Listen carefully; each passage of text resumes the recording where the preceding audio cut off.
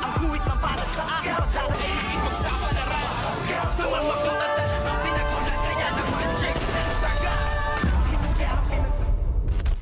Good morning mga kachikas and welcome sa aking munting channel. Ngayon nga ay tuwang-tuwa na ang pamilya nitong ang si Paeng dahil nakausap na nga nila itong si Ramon Montenegro na itong ang si Tanggol ay kanilang kinidnap at humihingi nga sila ng ransom na 30 million pesos at ngayon ang buong akala ng buong pamilya nitong ang si Paeng ay magiging milyonaryo at magiging maayos na ang kanilang buhay, ngunit nagkakamali nga sila na ang taong kanilang binangga ay ito ang isang pinakamalaking sindikato sa buong Maynila na kayang-kayang patumbahin ang lahat, kung kaya't dito naman ay nagagalit na nga itong si Ramon at sinabi naman dito ni Aling Marites na huminahon ka at hindi makukuha ng galit mo or ng init ng ulo mo kung papaano natin maililigtas ang ating anak na si Tanggol, at sinang-ayon na naman ito ni Don Julio na kung maaari ay tawagan mo si Alberto. Kaya't bigla-bigla namang tinawagan nitong si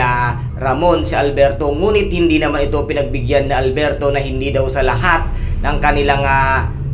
kailangan ay tutulungan sila nitong si Alberto, kung kaya't nasabi na naman dito nitong si Ramon na walang kwenta itong si Alberto, kung kaya't dito na magsisimula muli ang ugat at galit nga ng mga Montenegro sa pamilya ng mga Guerrero dahil nga sa katigasan din ng ulo nitong si Mayor Alberto Guerrero. At dito naman ang buong akala nga nitong pamilya ni Paeng ay hindi na sila masusundan pa nitong mga